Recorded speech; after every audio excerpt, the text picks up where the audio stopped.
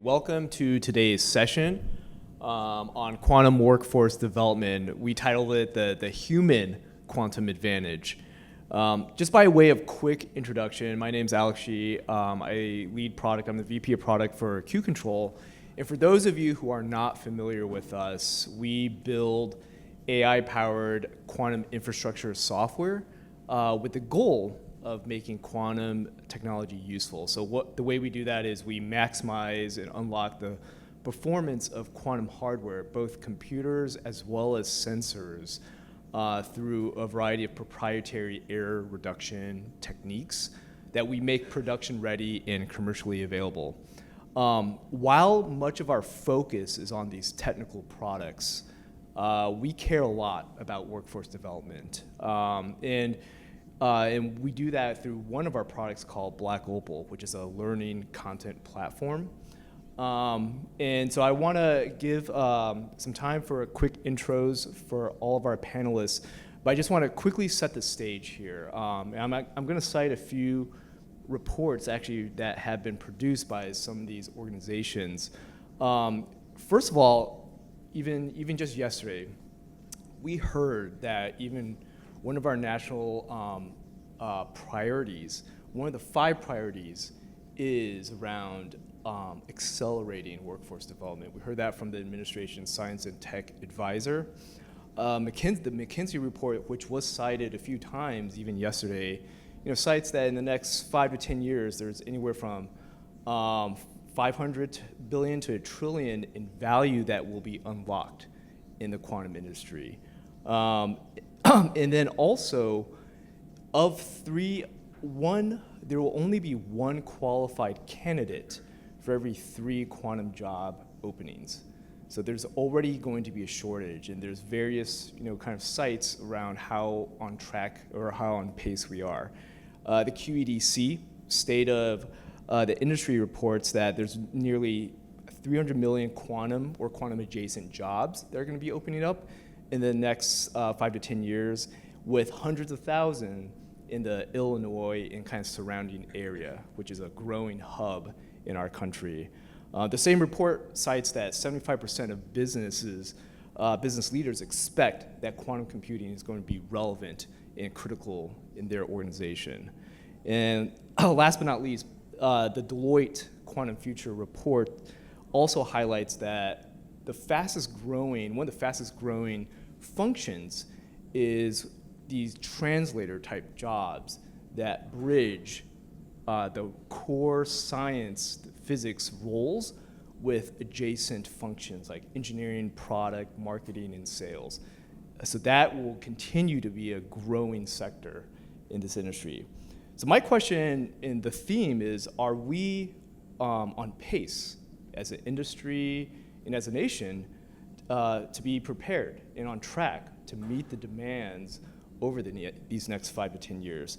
Fortunately, we have a panel of pioneers who are facilitating and driving the development and training within their organizations as well as the broader ecosystem to make sure that we are meeting the demands and the requirements of this industry. So with that, I would love to have each panelist introduce themselves, and we'll start with you, Gwen. Awesome. Hey everyone, my name is Gwen Leifer. I'm at Lockheed Martin. So I am a senior quantum systems engineer as well as the corporation's quantum workforce development lead. So, excuse me. I do a lot of different things day to day. A lot is related to workforce development. So we have an internal upskilling initiative that we've started trying to get more multidisciplinary experienced engineers quantum experience so that they can leverage all that knowledge on quantum programs. My personal background is a little bit varied, so I studied physics for my bachelor's and master's degrees, then went and taught high school physics for a couple of years because I love quantum and particle physics so much that I wanted it to be in the high school curriculum. Pros and cons of teaching right now. So I ended up just missing the technical aspect, transitioned to Lockheed in a non-quantum role, then found the quantum team, worked part-time, and then now I'm full-time. So I'm also a big fan of non-traditional pathways into the field and making sure that there's accessible entry points for a lot of different people. Hi, everyone. I'm Emily Easton. I'm Director of Education and Workforce Development at the Chicago Quantum Exchange, which is a research innovation hub dedicated to bringing together industry, academy, and government all around quantum information science and technology. It is in my portfolio to lead, connect, champion, count, and otherwise figure out workforce development across Illinois, Indiana, and Wisconsin, which includes a leadership role helping to develop the workforce for the Illinois Quantum and Microelectronics Park. My own background is in the social sciences. My PhD was in how DJs choose music for other people, so a very far afield from quantum. But that said, I am proof positive that anyone can be a part of helping to develop this ecosystem. I am also a very good, talented barometer of what is an accessible quantum education activity, given that I almost failed physics. And a lot of the work that we are thinking about in Illinois is, again, how do we build a diverse workforce across a range of metrics? And I'm glad to hear the quantum translator roles come up as, of course, if we cannot talk about this science, we are not going to be able to teach people about it, bring people into it, nor really deliver on the promise of quantum science and tech.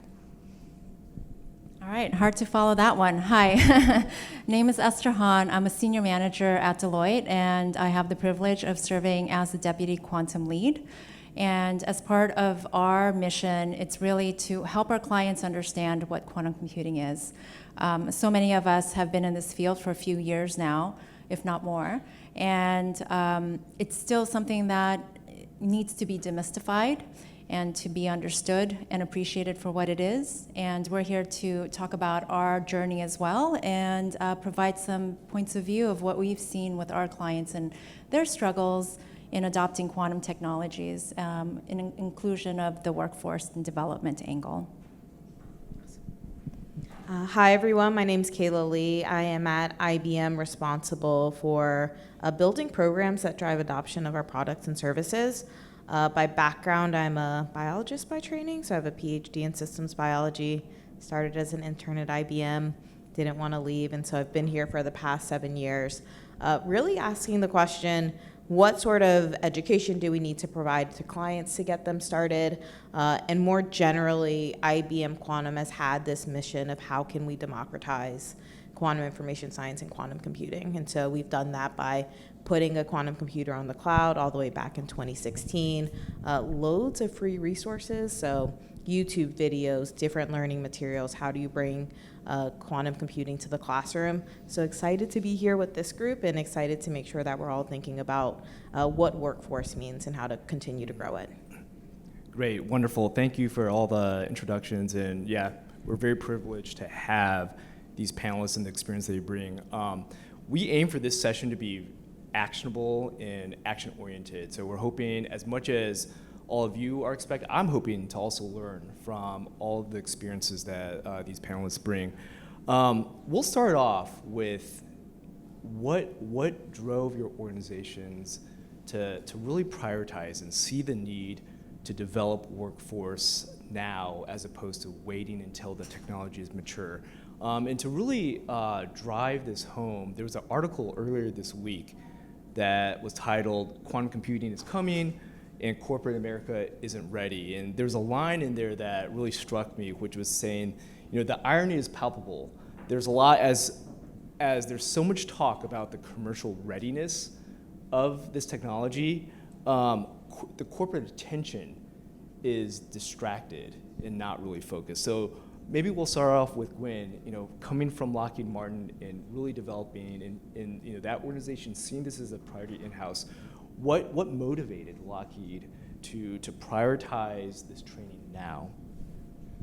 Sure. Well, so quantum is a fragile skill, right? It is not easy to just pick some people out of a crowd and say you're going to be a really good, productive part of a quantum team. But it is one of those areas that is so interdisciplinary, where we want mechanical engineers, thermal engineers, optical engineers to have the quantum knowledge to be able to work on those programs.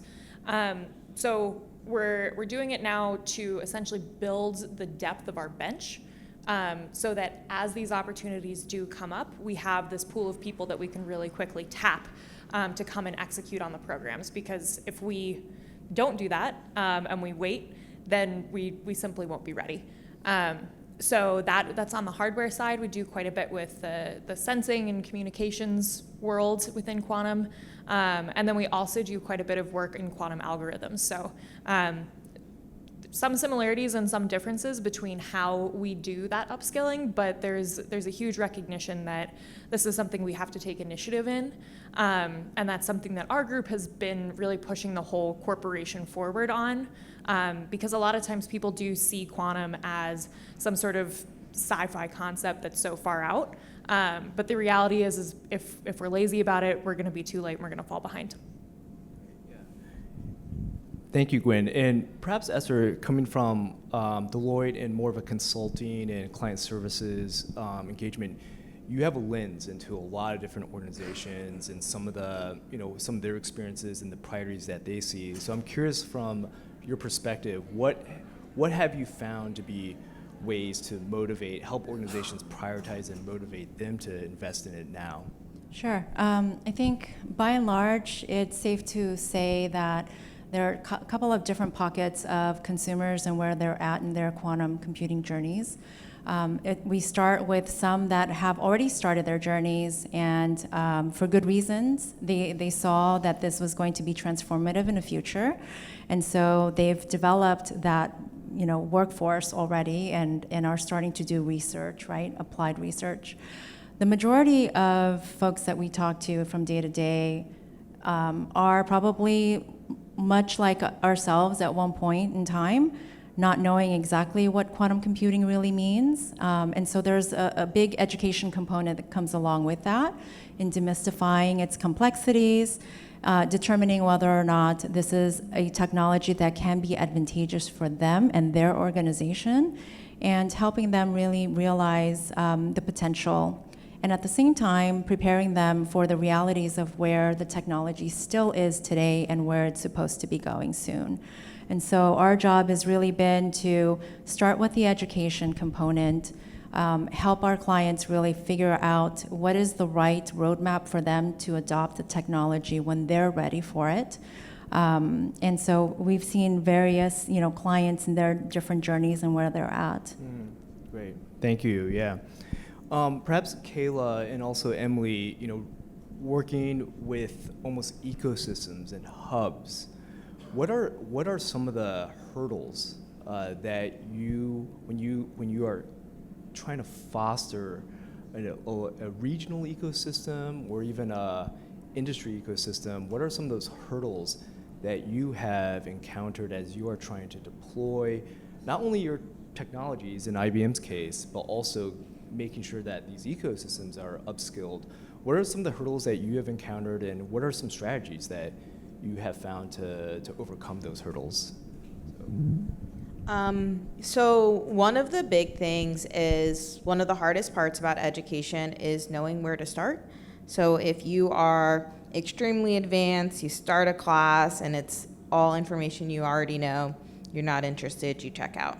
If you don't know much, it's extremely easy, then you're maybe not interested. So finding the right level to start becomes really challenging, and that's often the challenge we have with our different ecosystems. And so because everyone is starting at a different point, it asks the question, how do I know how to quickly figure out what I need to get to my goal?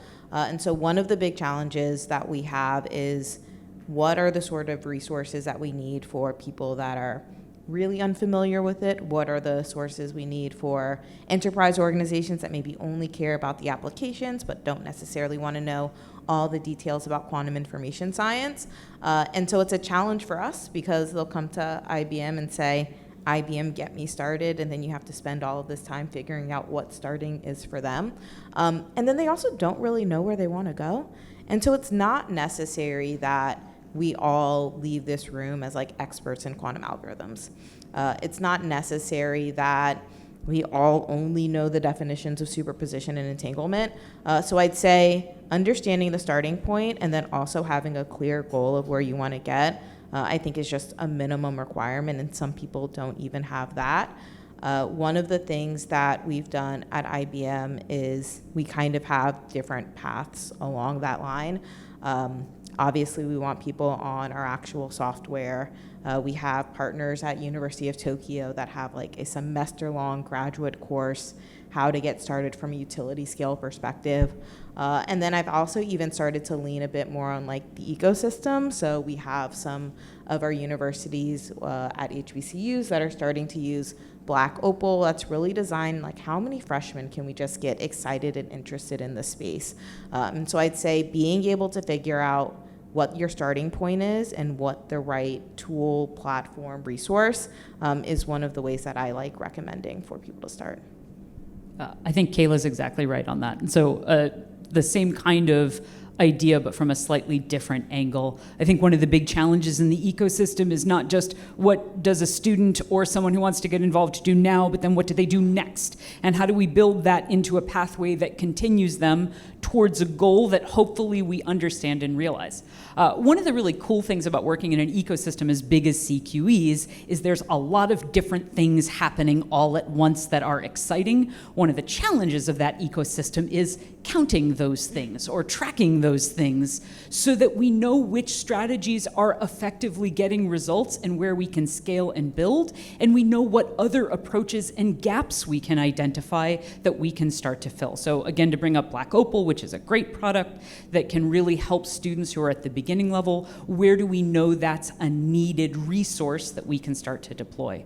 I think helping to map out those things can be challenging. One of the successes we've had in our region is, again, as an ecosystem, we can build connections, and truthfully, we do very few things at the CQE, but a big value add to being an ecosystem leader is we can ensure that we are following, monitoring, and reporting out on what is happening across those 3 states, so that as we have more educators or companies or builders coming in, we can start to figure out, again, okay, what do we need to build now, or what do we need to build on? And if it's okay, I would just like to add, from our experience, what we've also seen with clients is, not only is quantum computing a different paradigm all by itself, and that there needs to be some re-education, upskilling, right? You have to go back and learn linear algebra and physics on top of understanding how to code in Python and the limitations of quantum computing software and technologies today. In addition to all of that, then there's also the different modalities that are available and so many different, providers out there. So where do you start? And, then there's also the competition of now different providers who can also give us, the education that we need. And so the good news is there are lots of resources. The bad news is there's lots of resources. And so being able to navigate that and help one another to figure out what is the right tool set for my particular needs is an important piece of that equation. Yeah, and I'll add as well that I totally agree with that on the computational side. It's even more challenging, in my opinion, on the non-computational side as you're starting to look at specifically quantum sensing. This is kind of one of my soapboxes that I always get on, is that there's not a ton of established like Black Opals or the IBM materials that have been put together for quantum computing. There's not really equivalents like that with quantum sensing.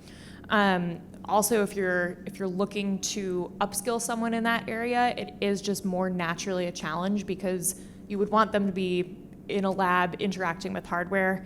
That's just a lot more difficult to facilitate. So I think that the kind of global quantum workforce community is starting to get more creative about the ways that we can approach quantum sensing workforce development. And I think that really needs to be a huge focus because, as we know, and I'm sure everybody here has heard so many times this week, that is so much more short term, right? So if we're prioritizing workforce needs, as a company that works both in the computational and non-computational space, I would lean more on the prioritization of non-computational workforce. Yeah, you're giving me ideas for new content we should be adding to the training. Yeah, no, this is great. Thank you for sharing. Yeah, these really experienced kind of challenges that you all are facing, and we know that there are wins. And there are successes, and especially with all of you who have been in the arena really developing these ecosystems, working with organizations. Can you share some examples, even anecdotes of wins, maybe even with teams or even companies where you have seen them deploy training, and what were some of the outcomes that came out of that? Whoever wants to go first. No, go ahead. Okay, great. So at Lockheed, over the past couple years, we have introduced a new program called the Quantum Talent Pipeline, or the QTP. This is our internal upskilling initiative where we take applications from any technical employee within our massive corporation. And those that are selected end up getting matched with a technical mentor on the quantum team. They go through some training, some mentoring, and they actually submit a project proposal to kind of separate but tangential program that we call Quantum Sprouts, which is essentially like a seedling project. So those proposals that get selected get some funding to actually execute on the quantum project. We've found this to be really helpful. It's essentially just a structured version of what used to be an organic process in the corporation, where someone who is interested in quantum would reach out and then kind of naturally start that conversation. And those people, I would be an example of that, who ends up joining the quantum team full time just from that organic process. But as I said before, definitely some challenges. It works really well for quantum computing, much, much harder on the non-computational side. So we're definitely evolving as we go, but it's nice to at least have a starting point and like a stick in the sand, saying like this is where we're at. I'm really proud of the CQE's Open Quantum Initiative Undergraduate Fellowship. It's a program that is now going to welcome its fifth cohort in this summer. And one of the challenges of programs like this is that it can take a long time to show those results of whether or not an undergraduate research fellowship is going to impact someone's career trajectory. But again, my soapbox is always we should be approaching the research on education and workforce with the same rigor we approach any of the science. So we're adamant about assessing that program. And this year, so we've got about 50 students who have gone through the Open Quantum Initiative over the last 4 years. And this year we were able to prove that of that group, 60% of them have gone on to second internships at quantum companies, in other STEM research labs, at the national labs, at the Quantum Leap Challenge Institutes. We've got 3 students who were successfully placed. One is at Boeing, one is at, I believe, the Harvard Quantum Institute, and then one just got a job at HRL. And that particular success story is important because part of the Open Quantum Initiative is bringing students to companies for visits. And we're very confident that it was the conversations that that student had on that visit that helped to build that all-important connection that all of us with careers know is how you get a job in the modern economy. So it's building those connections and showing those results. And for a long time, we were able to point to that as a successful program based just on our application metrics, right? Every year, our applications to that program double. But this is the first year we're really able to show that this program is having an impact on helping getting people into the quantum workforce and also into graduate school. Of the students who are graduating, a third of them are going into PhD programs. 2 of them won graduate research fellowships this year in an incredibly competitive year. We're starting to see, again, that program having an impact. And now the question is, how do we make it bigger? How do we bring more institutions into it? How do we help to scale it up so that we can start to see that workforce growth happen at a larger scale? I think the interesting part that you just posed to me in thinking through what you just talked about is the way that we need to partner with companies and exchanges in order to make those connections. So at Deloitte, what we did was we created a guild for the quantum space and domain. So we have an AI guild, we have a quantum guild, and different capabilities have their own guilds. And at this point, we have over 1,000 people worldwide who are learning about quantum. And so we continue to bring quantum expertise and webinars and education on. We work with Q Control in using their systems as well to uptrain. And our next step is to build out the different competencies that we want to build into the process overall. I love what I'm hearing about what's going on at Lockheed. That's a pretty amazing program, something for us to also think about. I think these exchanges are incredibly important because this is where, the brainstorming actually happens, right? And so one good idea begets another. But I think it really starts with figuring out from your enterprise solution level, like, what is it that you want to achieve? And let that really guide the strategy that you take on in your talent development pipeline.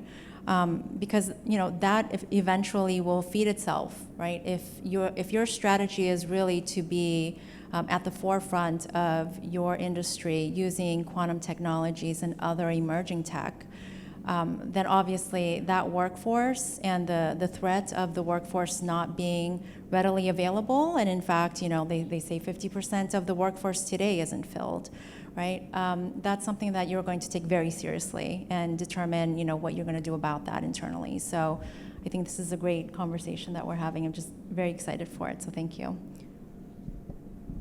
I'll maybe pick two examples from IBM. So the first, I'm really proud to work at a company that said we're going to put a quantum computer on the cloud for free and see what happens. It's not necessarily in IBM's DNA to do something like that. But I do think back in 2016, it started this question, like, what does it look like to bring quantum computers out of the lab? And like I said, there's this idea of the importance of how can we democratize things that have been kept in really specific research spaces, historically in really specific fields.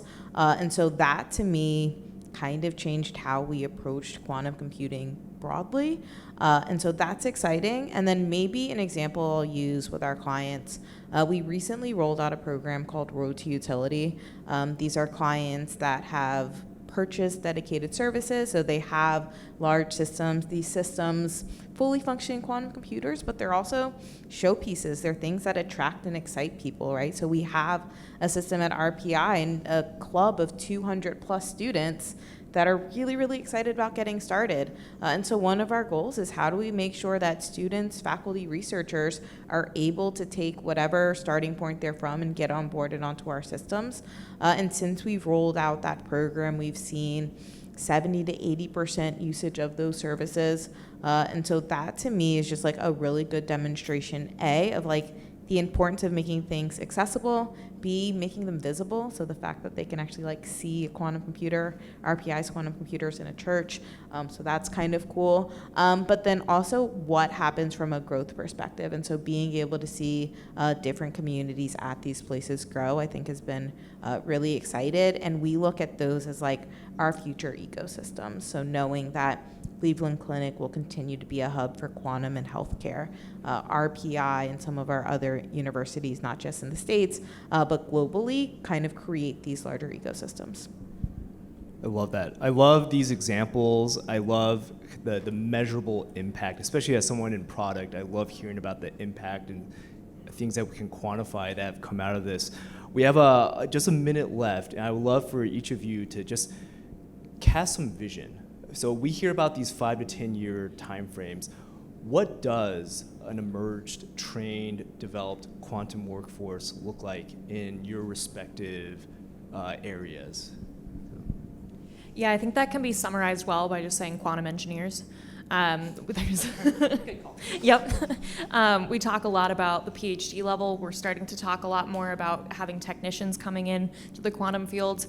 But I think where the indicator of the industry is really going to be when we have people at the bachelor's and master's levels executing on these programs and actually being the ones that bring it out of the lab and into the field. I want to see a 10-year vision where we're not only able to fill those 2 out of 3 positions that hypothetically are going unfilled now, but we're also seeing quantum as a leverage to build out STEM talent in the United States by being not only a place where international talent wants to come and help us build this technology, but it's also inspiring students into whatever science and engineering career path they ultimately choose. I think there's a great opportunity not only to be developing a quantum workforce, but to use the excitement around quantum technology to help to build science and engineering expertise into a range of career pathways so that we're filling all of the needs that we know we have, not just in the quantum workforce. I think it's going to be interesting to see how AI merges with quantum, with our regular engineers, and our designers, and we'll see an SDLC kind of software development life cycle process changing as a result. But they'll probably be embedded throughout the organization, much like the data scientists are today, but they definitely will still have their own craft that they will need to continue to evolve and grow as the technology continues to also evolve and grow, and it will look significantly different in 5 to 10 years from now. I definitely agree with Emily. I'm like pro STEM, so just being able to see students, faculty, others excited about this technology and using that to excite in STEM, but more broadly, is something that I want to see from a numbers perspective. If we don't grow the people that are kind of young and getting excited about it, how will we be able to do all of the things that we want to do across our modalities from an algorithms perspective? So to me, the more the merrier, and I hope that we can use all of our excitement to kind of encourage that. Well, with that, thank you so much, and I invite all of you to give a round of applause to all of our panelists.